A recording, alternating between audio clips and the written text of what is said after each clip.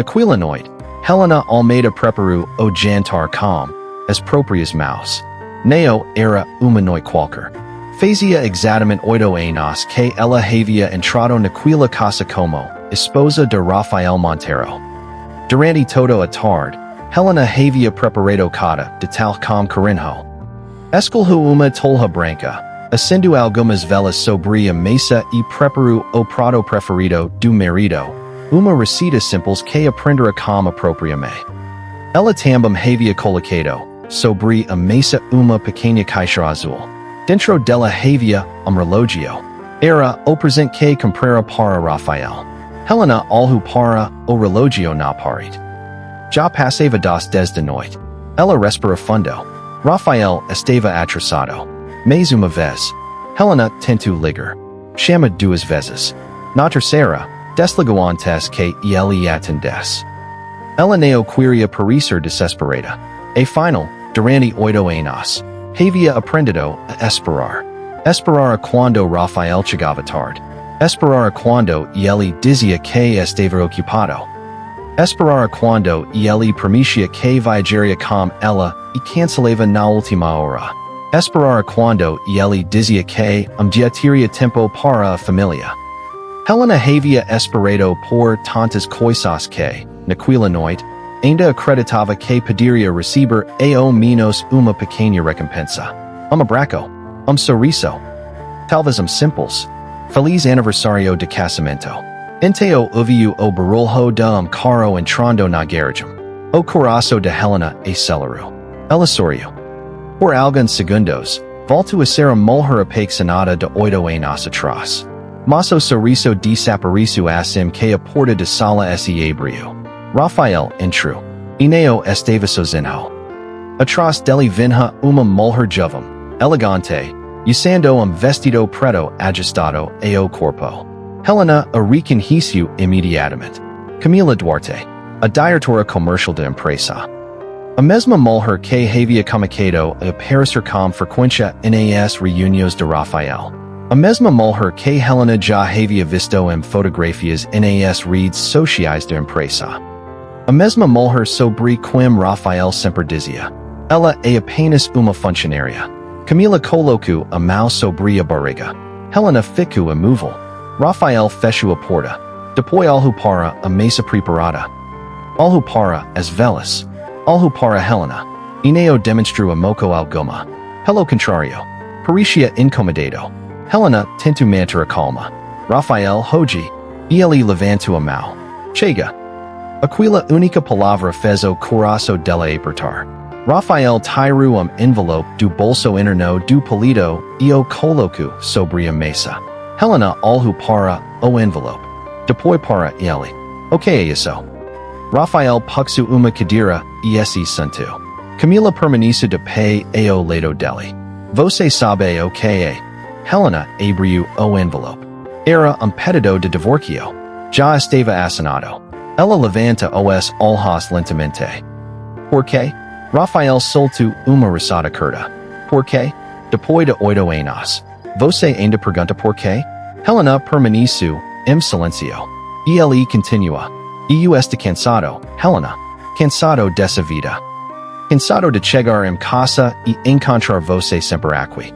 Cansado de sustentar uma mulher que não trabalha. Não participa dos negócios e passa o dia inteiro cuidando de casa. Helena sentiu os dedos esfriaram. Eu cuidei de nossa casa porque você diz que precisava de alguém ao seu lado. Eu nunca pedi isso. Rafael respondeu imediatamente. Você nunca pediu porque eu nunca precisei pedir. Você simplesmente se acomodou. Camila baixou os olhos para esconder sorriso. Helena percebeu.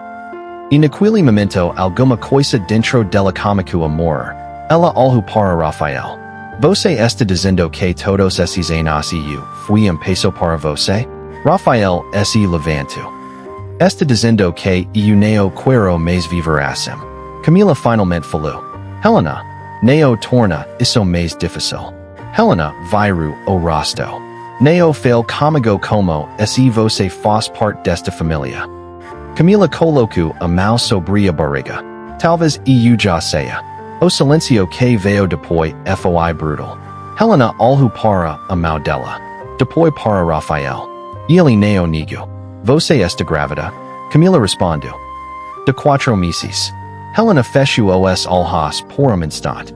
Quatro meses. Enteo era por isso. Quatro meses de mentiras. Quatro meses de mensagens apagadas. Quatro meses de viagens inventadas. Quatro meses em que ela preparava o jantar, enquanto o marido construía outra vida. Rafael respira fundo. Eu e Camila vamos nos casar. Helena sentiu as pernas perder uma força. Mas não caiu. Ela seguiu a borda da mesa.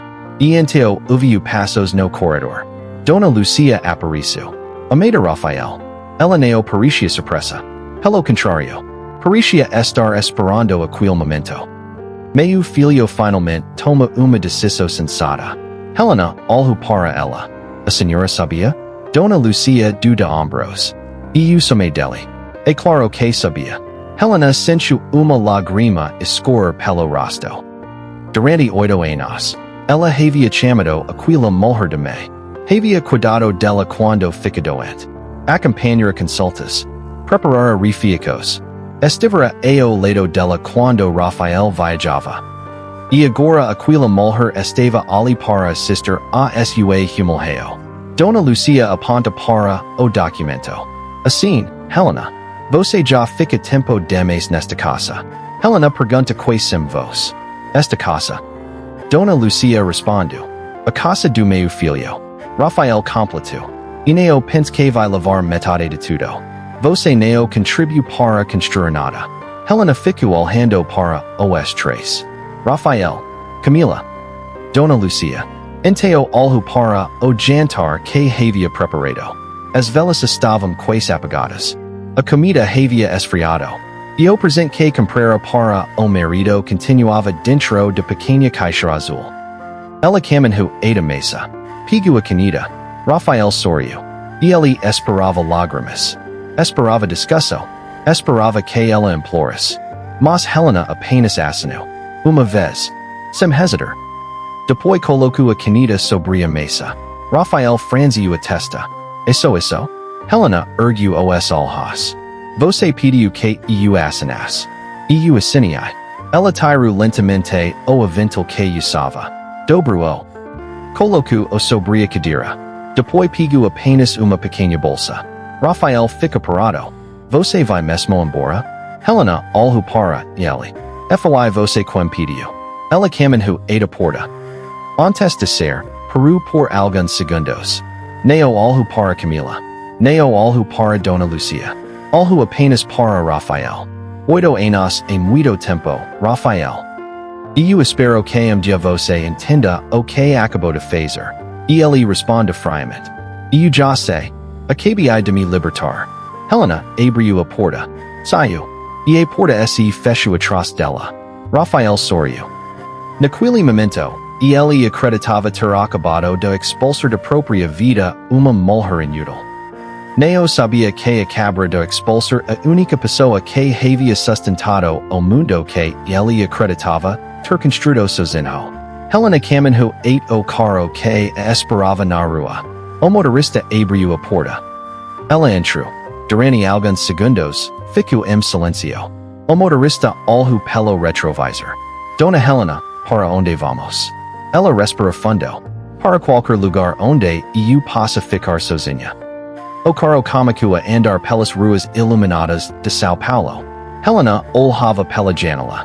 A cidade estava viva. Pessoas saíam de restaurantes. Casas caminhavam pelas calçadas. Carros passavam apressados. E, pela primeira vez em 8 anos, ela percebeu uma coisa. Ela não precisava voltar para casa. Porque aquilo já não era sua casa. Mas havia algo que doía mais do que perder o casamento. Era lembrar de como Rafael havia sido. O homem que ela conhecera 8 anos antes não era aquele homem arrogante senado diante dela. Rafael era pobre. Tinha uma pequena empresa. Devia dinheiro. Tinha medo de fracassar. Naquela época, ele dizia que tudo o que queria era construir uma vida simples ao lado dela. Helena acreditara. E por creditor, fez algo que jamais contua ele. Uso parte fortuna de sua familia para ajudá-lo. Neo coloco su no na empresa. Neo apariço nas reuniões. Neo contu aos investidores quem estava por trás dos recursos. Ela queria que Rafael sentisse que havia vencido sozinho. Durante anos, e ele acredita nisso. E quanto mais sucesso tinha, mais distante ficava de mulher que havia acreditado nele quando ninguém mais acreditava. Helena chegou a apartamento que mantinha discretamente em São Paulo. Neo era uma mansão. Era apartamento confortável, usado quando precisava trabalhar tarde. Ela entrou, acendeu apenas uma luz. Sentou-se no sofá. E finalmente correu. Neo porque queria Rafael de volta. Mas porque percebeu que havia passado 8 anos tentando preservar algo que já havia terminado muito antes daquela noite. Na manhã seguinte, Helena acordecido. Olhou-se no espelho. Os olhos estavam manchados. Ela lavou o rosto. Prendeu os cabelos. Abriu o armário. Durante 8 anos, escolhera roupas simples. Agora escolheu conjunto azul marinho. Colocou relógio no pulso. Calcou sapatos de salto.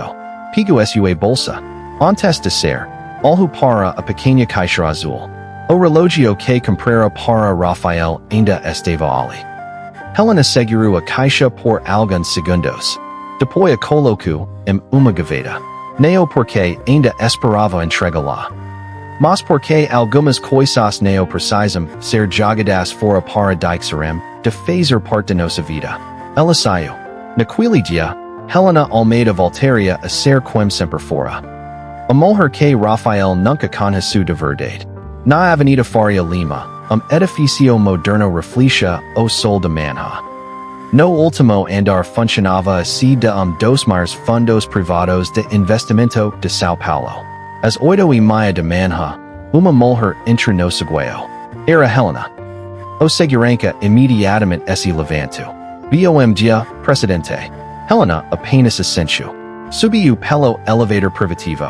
Quando as portas se abriram, Eduardo Martins já esperava. Ele era seu assessor mais antigo. Homem discreto, experiente e extremamente leal. Eduardo olhou para ela. A senhora está bem? Helena tirou os óculos escuros. Neo, mas vai ficar. Eduardo Neo fez mais perguntas. E ele sabia que Helena havia passado anos protegendo Rafael. Sabia que o dinheiro que havia financiado a empresa dele vinha de estruturas controladas por ela. E sabia também que aquela noite provavelmente seria o fim daquela protegeu. Helena entrou em sua sala. Sentou-se atrás da grande mesa de madeira. Durante alguns segundos, ficou olhando a cidade através da janela. Eduardo colocou uma pasta sobre a mesa. São os contratos de Monteiro desenvolvimento. Helena abriu. A empresa de Rafael havia crescido muito. Mas grande parte daquele crescimento dependia de linhas de crédito, garantias e investimentos que passavam direta ou indiretamente pelas estruturas financeiras de Helena. Eduardo perguntou: a senhora quer realmente encerrar tudo? Helena ficou em silêncio. Depois respondeu: eu não quero destruir Rafael. Quero apenas parar de sustentá-lo. Essa diferença é importante. Eduardo assentiu. Então temos que agir com cuidado. Tudo será feito dentro dos contratos. Sem vingança. Sem ilegalidade. Sem escândalo desnecessário. Helena fechou a pasta. É isso que eu quero. Naquele momento, Eduardo percebeu que ela não era mais a mulher que havia saído daquela casa na noite anterior. A dor ainda estava ali, mas agora estava acompanhada de lucidez. Ela havia passado 8 anos colocando Rafael acima de si mesma. Isso acabará. Helena olhou para Eduardo. Prepara a revisão completa das garantias. E suspenda qualquer nova operação que dependa de minha aproveito. Eduardo perguntou: e o investimento principal? Helena respirou fundo. Ainda não. Primeiro quero saber onde ele chega sem mim. Eduardo entendeu. A verdadeira batalha estava apenas começando. 8 anos antes, Rafael Montero, tinha uma pequena empresa em dificuldades. Tinha dois funcionários. Uma sala alugada. Uma caminhonete antiga. E uma quantidade enorme de sonhos. Helena o conheceu quando ele ainda estava tentando fechar seu primeiro grande contrato. Ele tinha chegado a uma reunião com os documentos na mão e uma expressão de como sabia que poderia perder tudo. Depois da reunião, Helena perguntou: "Você está com medo?" Rafael respondeu: "Muito." Ela sorriu. "Então talvez você ainda tenha algo a perder. Foi naquele período que os dois se apaixonaram." Helena nunca contou toda a verdade sobre sua família. Ela sabia que tinha dinheiro. Sabia que possuía contados. Sabia que poderia abrir portas. Mas queria saber se Rafael seria capaz de crescer por conta própria. Quando percebeu que ele realmente trabalhava duro, decidiu ajudá-lo. Investimento foi aprovado. Depois outro. A empresa ganhou fôlego. Rafael conseguiu novos contratos. Contratou funcionários. Comprou escritório maior. Depois outro. Ok comico como uma pequena empresa tornou-se uma companhia respeitada. E Rafael comico a acreditar que tudo aquele sucesso era exclusivamente dele. Helena não corrigiu. Quando alguém perguntava: "Como você conseguiu crescer tão rápido?" Rafael respondia: "Trabalhou duro." Helena permanecia em silêncio. Quando ele comprou o primeiro carro de luxo, ela comemora. Quando comprou a primeira casa, ela ficou feliz. Quando começou a aparecer em revistas empresariais, ela sorriu. E que o sucesso começou a mudar Rafael. E ele passou a frequentar eventos. Começou a conhecer pessoas importantes. Começou a acreditar que precisava de uma mulher diferente ao seu lado. Helena percebeu, mas ainda acreditava que o homem que amava voltaria. E daquela noite. Agora, diante dos documentos, ela finalmente enxergava tudo com clareza. Eduardo entra na sala. "Presidente, encontramos problema." Helena levanta os olhos. "Qual?" "A empresa de Rafael tem mais dependência financeira de nossa estrutura do que imaginávamos." "Quanto?" Eduardo colocou outro documento sobre a mesa. "Mais de 400 mil de reais entre investimentos, garantias e operações vinculadas." Helena fechou os olhos por instante. Não era apenas uma empresa. Era uma estrutura inteira construída sobre a confiança dela. Eduardo perguntou: "Quer que façamos a retirada imediatamente?" Helena respondeu: "Não. Primeiro vamos respirar os contratos. Não quero que ninguém diga que estou usando minha posição para me vingar do meu ex-marido." Eduardo assentiu. "E depois?" Helena olhou para a cidade. Depois, Rafael vai descobrir a diferença entre parecer rico e ser financeiramente independente. Enquanto Helena reorganizava sua vida, Rafael estava vivendo os dias mais felizes de sua existência. Pelo menos era isso que acreditava. Na manhã seguinte ao divórcio, levou Camila a uma loja de vestidos de noiva. Camila experimentava vestido caro diante do espelho. Rafael observava. "Você está linda." Camila sorriu. "Agora posso finalmente viver como sua esposa." Rafael respondeu. "E você vai?" E ele comprou o vestido. Depois reservou hotel de luxo para a festa. Convidou empresários.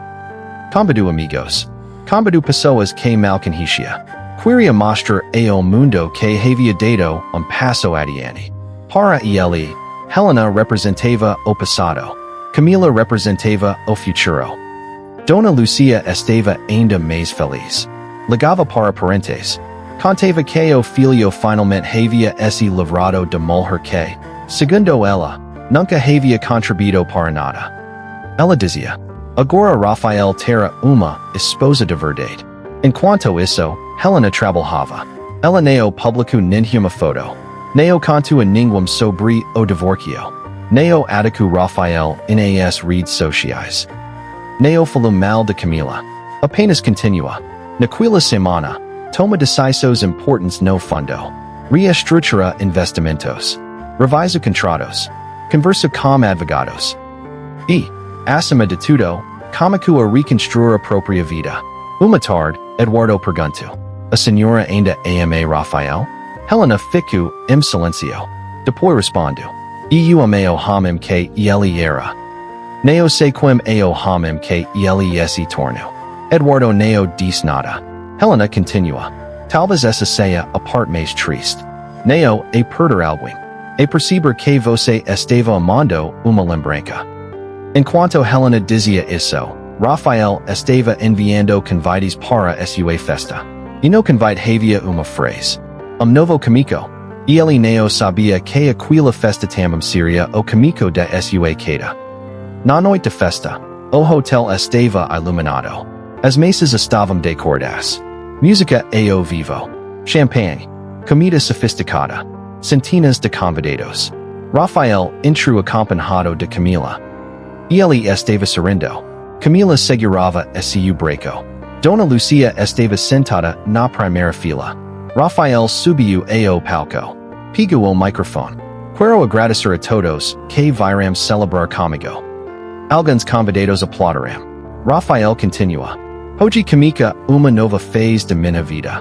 Ele olhou para Camila. Uma fase com uma mulher que tem meus sonhos. Camila sorriu. Rafael não menciona Helena. Não precisava. Todos sabiam que aquele casamento era consequência do divórcio. E alguns convidados começaram a comentar: Coitada da primeira esposa. Ela ficou em nós com ele. Agora ele aparece com outra. Rafael desceu do palco. Foi uma mesa. Pegou o celular. Nesse momento, recebeu uma ligação. Era Dona Lucia. Meu filho. O cartão não está funcionando. Rafael franziu a testa. Como assim? O cartão que você me deu. Tente pagar o salário de beleza. Foi recusado. Rafael olhou para o celular. Deve ser algum problema do banco. Ele desligou. Poucos minutos depois, o gerente do hotel se aproximou. Senhor Rafael. Sim? Precisamos confirmar o pagamento de festa. Rafael sorriu. Claro. Ele tirou cartão premium de carteira. Pode passar. O gerente passou. A máquina apitou. Transacção recusada. Rafael franziu a testa. Taunt novamente. O gerente tentou. Recusada. Rafael ficou irritado. Pegou outro cartão. Esse. Novamente. Recusado. Outro. Recusado. Mesmo. Recusado. O sorriso desapareceu do rosto de Rafael. Os convidados começaram a perceber. Camila perguntou: O que estou acontecendo? Rafael respondeu: Nada. Mas suas mãos estavam tremendo. Ele saiu alguns passos. Ligou para o gerente do banco. A chamada caiu. Tentou novamente. Nada. Então recebeu uma mensagem. Sua linha de crédito havia sido suspensa para revisão contratual. Rafael sentiu frio percorrer o corpo. Revisão? Por quê? Ele abriu o aplicativo bancário. Algumas contas estavam bloqueadas. Outras apresentavam restricos. Ele tentou acessar a conta empresarial. Acesso temporariamente indisponível. Rafael começou a respirar mais rápido. Camila percebeu. Rafael, o que estou acontecendo? Ele não respondeu. Naquele momento, dos principais parceiros comerciais aproximou-se Rafael. Precisamos conversar sobre o contrato que temos para amanhã. Claro. Vamos conversar. O homem hesitou. É melhor suspender por enquanto. Por quê? Porque nossa área financeira recebeu alerta sobre as garantias de sua empresa. Rafael ficou imóvel. Como está por trás disso? O homem respondeu. Eu não sei. Mas não queremos correr riscos. E se afastou. Segundo parceiro fez o mesmo. Depois terceiro. Em poucos minutos, o ambiente havia mudado. A festa que deveria mostrar o poder de Rafael começava a revelar sua fragilidade. Camila olhava para ele. Dona Lucia ainda não havia chegado. E Rafael finalmente percebeu que alguma coisa muito mais estava acontecendo. Então as portas do salão se abriram. E Helena entrou. Helena entrou calmamente. Vestia conjunto azul marinho. Os cabelos estavam presos. Não havia lágrimas. Neo havia riva visible. Apenas serenidade. As converses diminuiram. Rafael, alhu para ela. Por alguns segundos, Neo a reconheceu. Era a mesma mulher. Mas parecia outra pessoa. E ele caminhou a ela. O que você está fazendo aqui? Helena respondeu. Fui convidada. Rafael riu. Convidada? Você não faz mais parte desta família. Helena, alhu para ele. E sei? Então por que veio? Helena não respondeu. Camila se aproximou. Helena, por favor. Não queremos problemas. Helena, alhu para ela. E também não. Naquele momento, três homens entraram atrás de Helena. Rafael reconheceu imediatamente deles. Era Eduardo Martins. Mas Eduardo não alhu para Rafael. E ele caminhou diretamente a Helena. Boa noite, presidente. Rafael ficou pálido. Presidente, Camila franziu a testa. Rafael alhu para Eduardo. O que você diz? Eduardo permaneceu em silêncio. Outro homem se aproximou. Presidente Helena, os documentos estão prontos. O salão inteiro ficou em silêncio. Rafael deu passo para trás. Helena, o que estou acontecendo? Ela respondeu. Você queria saber como eu era. Agora vai saber. Rafael começou a rir nervosamente. Isso é algum tipo de brincadeira? Eduardo colocou uma pasta sobre a mesa. Não. É uma reunião formal. Rafael abriu a pasta. Lua primeira página. Depois a segunda. Seu rosto perdeu a cor Neo. Neo pode ser. Eduardo respondeu. Pode. E Rafael alhu para Helena. Você é. Helena interrompeu. O presidente do fundo que financia sua empresa. Rafael ficou sem palavras. Camila olhava para o outro. Dona Lucia acabara de chegar ao salão. Ela ouviu a última frase. Não entendo. Que fundo? Eduardo respondeu. O fundo responsável por grande parte das garantias e investimentos que permitiram ao Sr. Rafael Monteiro chegar aqui. Rafael balancou a cabeça. Não. Eu construí minha empresa. Helena respondeu. Sim. Você trabalhou muito. Eu nunca neguei isso. Mas você não construiu tudo sozinho. Ela fez uma pausa.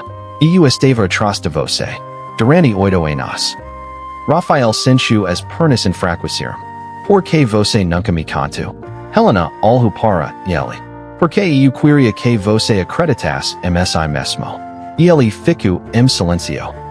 Então Eduardo continua. A senhora Helena também assinou pessoalmente.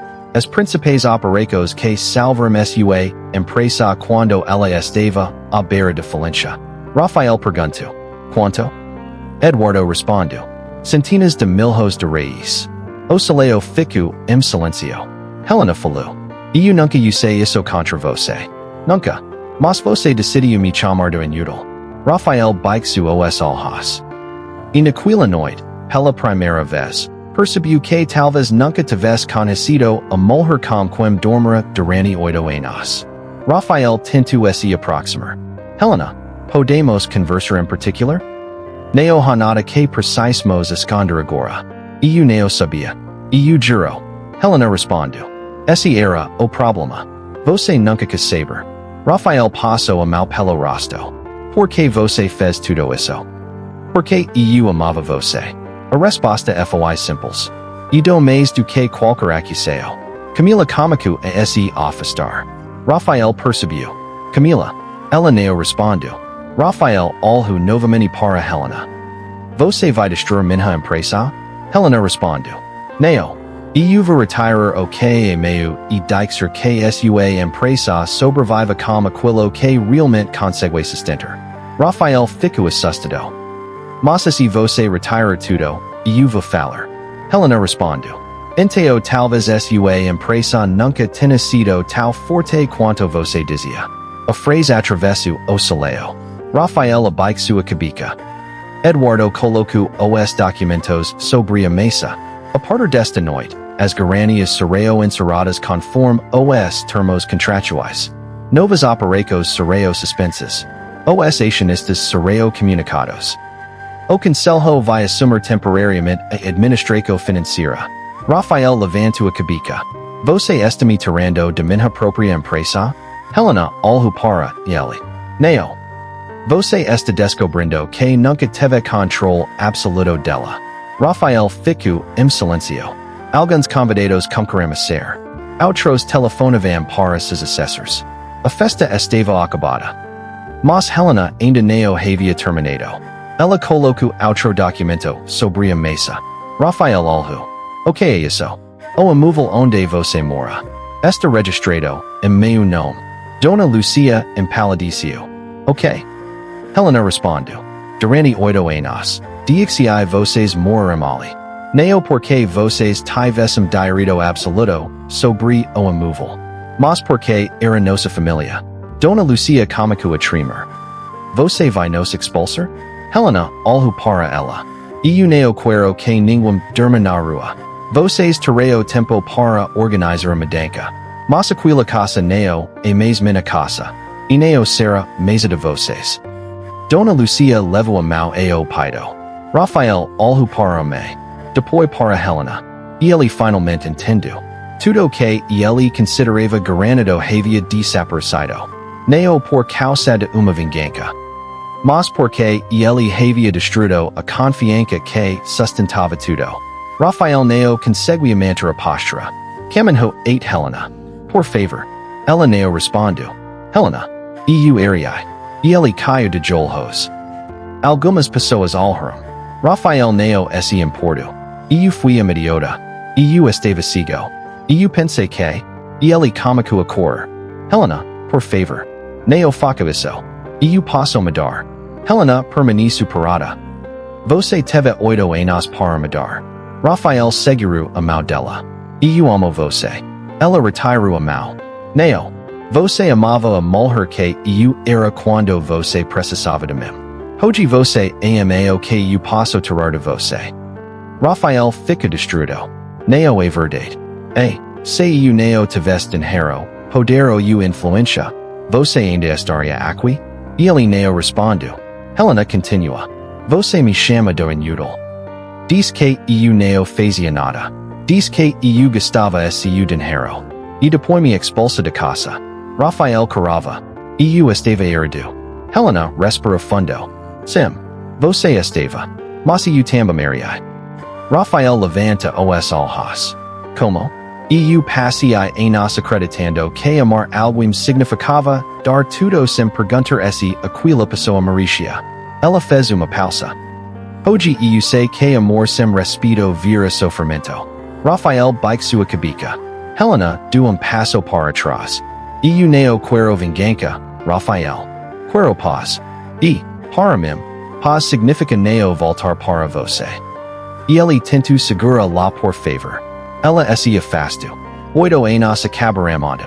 Hoje estamos apenas assinando as consequências. Helena virou se saiu. Sem gritar. Sem humilhar. Sem olhar para trás. Rafael permaneceu ajoelhado. Pela primeira vez, não havia dinheiro que pudesse comprar uma segunda chance. Camila havia acompanhado tudo em silêncio. Durante meses, ela acreditara que Rafael era homem poderoso, empresário rico, homem capaz de lhe oferecer uma vida luxuosa. Agora via outra realidade.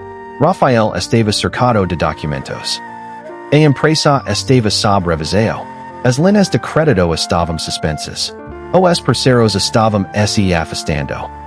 O patrimônio que ele ostentava dependia de estruturas que nunca havia compreendido completamente. Camila se aproximou. Rafael. Ele olhou para ela. Me ajuda. Camila ficou em silêncio. Você diz que tudo estava sob controle.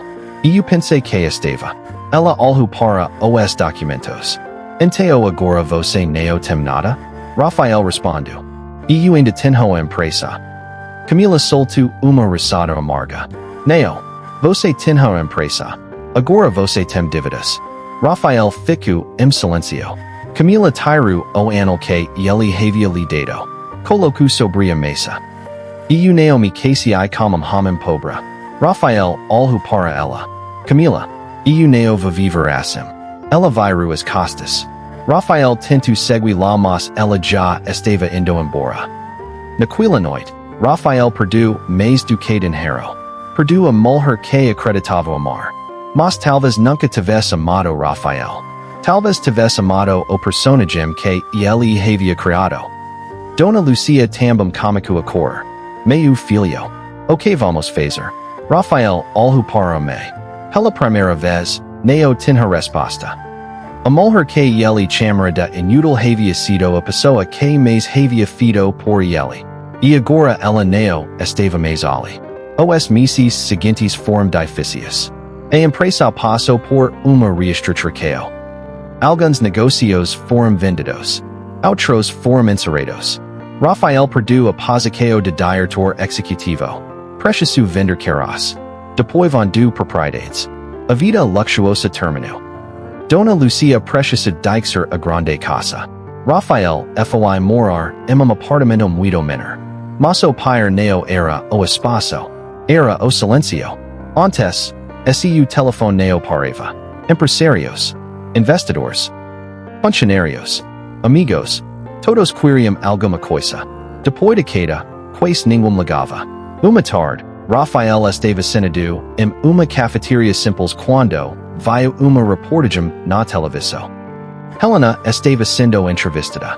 Ela havia acabado de liderar uma grande operação do investimento. O jornalista perguntou: a senhora passou por alguma experiência pessoal que mudou sua maneira de enxergar negócios e pessoas?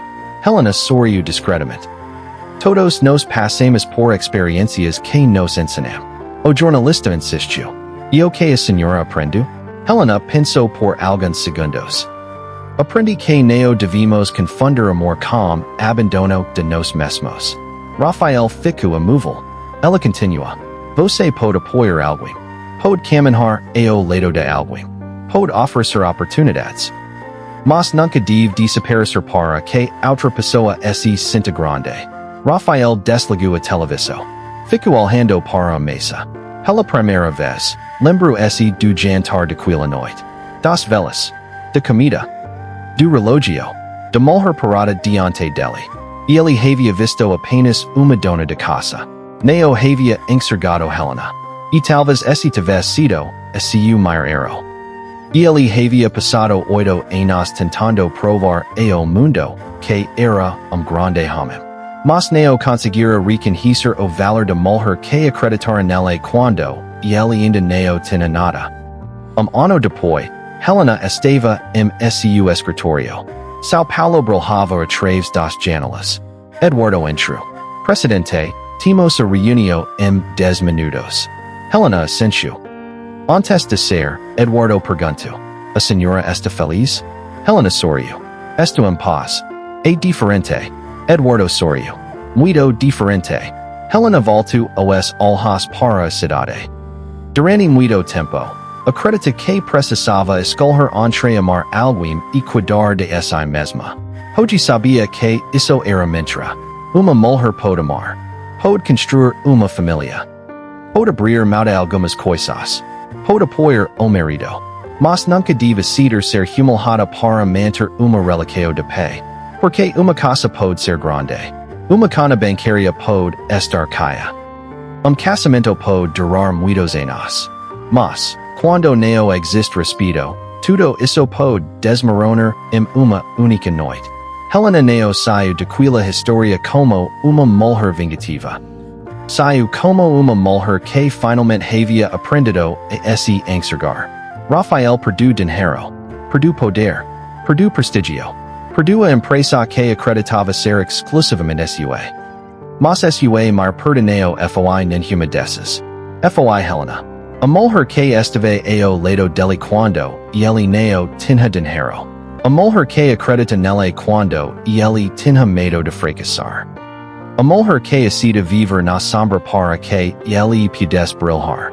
A mulher que nunca usou sua fortuna para humilhá-lo.